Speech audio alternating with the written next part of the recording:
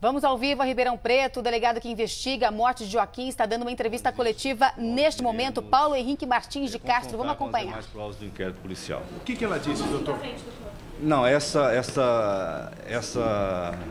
esses detalhes a gente não pode ainda demonstrar para a imprensa, porque tem outras provas para a gente confrontar e nós vamos analisando e talvez até o fim da semana a gente esclareça tudo o que ela tem afirmado. Agora, só depois do corpo encontrado que ela começou a revelar que não se dava muito bem, que já tinha brigado com o marido? Que era agredida. Isso, é apenas após o encontro do corpo do menino Joaquim é que ela passou a colaborar de um modo mais eficaz. A gente precisa analisar se essas afirmações são verídicas ou se são preparadas, ou produzidas para que ela se defenda. Mas isso vai, no transcorrer do inquérito, a gente vai analisando. Doutor, nós estamos ao vivo. Foram quebrados?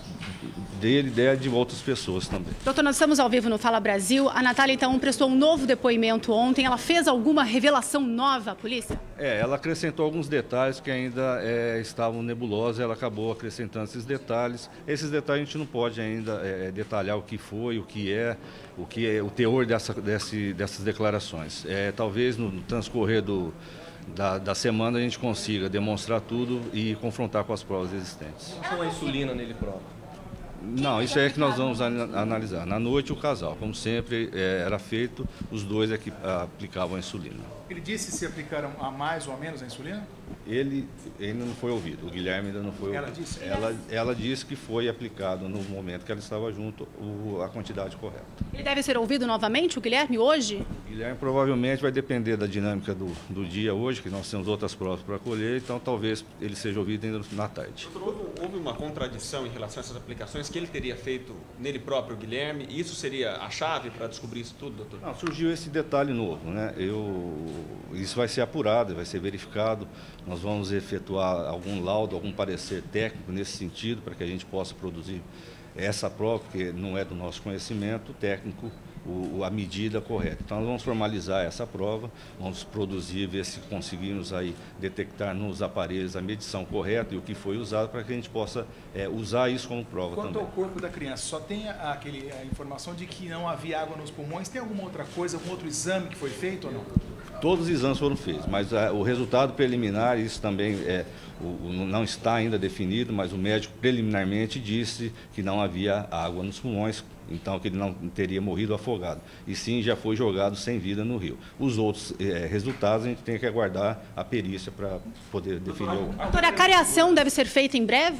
Ainda não, porque na verdade, né, os dois estão em sentidos opostos, né, e como eles ficaram muito tempo juntos, essa cariação nós vamos ver se é viável ou não mais para frente, quando ele começar a prestar os esclarecimentos e forem ouvidos no longo do tempo dessa prisão. Como que a Natália estava? Furo de corte no corpo, nada? Não, do corpo não, é impossível a gente detectar a olho, porque o corpo, 5 dias dentro da água, criança muito pequena, acaba alterando as características. Doutor, como...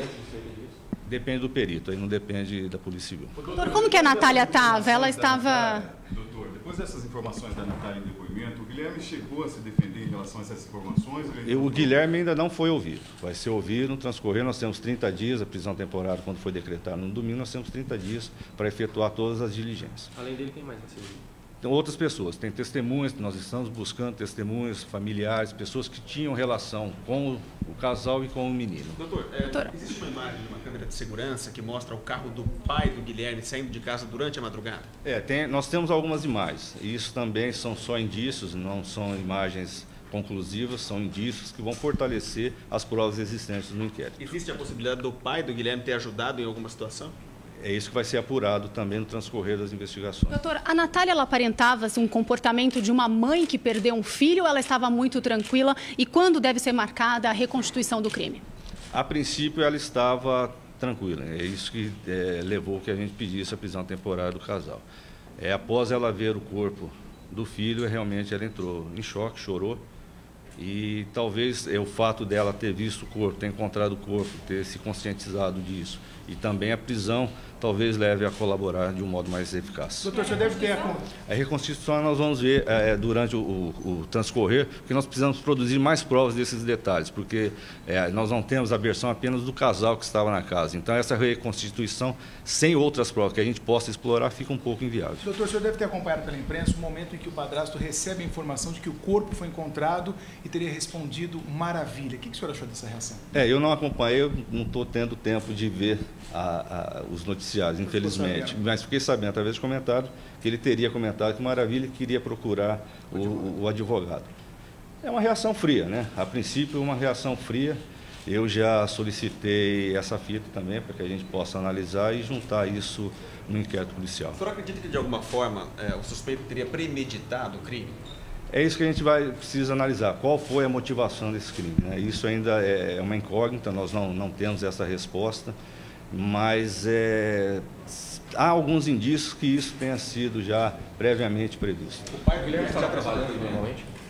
Não, O Guilherme estava trabalhando normalmente? Ele trabalhava, acho que numa imobiliária, assessorando algum aspecto lá. Ele mas trabalhou na semana anterior? Estava trabalhando normalmente. Eu não sei se todos os dias, se era um bico, se era registrado ou não. O pai do Guilherme prestou o depoimento? O pai do Guilherme já prestou, mas pode ser que seja ouvido novamente. Doutor, o Guilherme ele era usuário de drogas. Há alguma possibilidade? A polícia trabalha com a linha de investigação de que, de repente, um traficante, algum acerto de contas, alguma coisa desse tipo? Não, porque a gente não descarta, mas a gente trabalha com a hipótese de que ninguém tenha entrado na residência. A residência, conforme já foi divulgado, não havia sinais algum de violação, de arrombamento, de escalada. Então, a gente não trabalha com essa possibilidade. É muito difícil, muito improvável que um traficante fique de posse de uma criança com problemas de saúde para tentar negociar qualquer tipo de coisa, algum negócio, alguma dívida que o Guilherme poderia ter. É muito improvável isso, porque o traficante não iria ficar com uma criança. Então, o casal é o principal suspeito? Ainda é o principal suspeito. É o que eu disse, a gente não pode descartar nenhuma linha de investigação. A gente tem várias linhas, saídas para que a gente possa analisar. Mas o principal suspeito ainda é o casal. Ok, doutor. Aí, portanto, a gente ouviu o depoimento do delegado que investiga o caso, Paulo Henrique Martins de Castro, que, na realidade, né, Thalita, deixou claro que motivação e autores continuam desconhecidos, ou seja, ainda é um mistério quem matou o menino Joaquim e por quê. E deixou bem claro que o casal é o principal suspeito, não descarta nenhuma linha de investigação, mas não acredita muito não numa terceira possibilidade, numa terceira pessoa, digamos assim, que possa ter interferido e que possa ter ligação nesse crime, já que nada foi arrombado, nada foi tirado do lugar da casa, né? Exatamente, num discurso cauteloso, né? Ele disse que o Guilherme ainda não prestou depoimento novamente à polícia, mas a mãe, a Natália, sim, já prestou. Ele preferiu não falar, né, do que a Natália prestou. Essas são imagens que chegam agora da casa onde o menino Joaquim morava com a mãe e também com o padrasto em Ribeirão Preto, no interior paulista. E olha só os cartazes. Luto, as pessoas pedem justiça, pedindo que o Joaquim descanse em paz. A casa foi pichada, né? A gente disse sempre aqui que os moradores, olha lá falando o eterno Joaquim, que as pessoas ficaram revoltadas, é uma comoção nacional, principalmente na cidade onde esse menino morava, e todo mundo quer saber quem é o assassino do Joaquim, quem teve coragem de matar um menino de 3 anos que ainda sofria de diabetes tipo 1 e foi descoberto há um mês.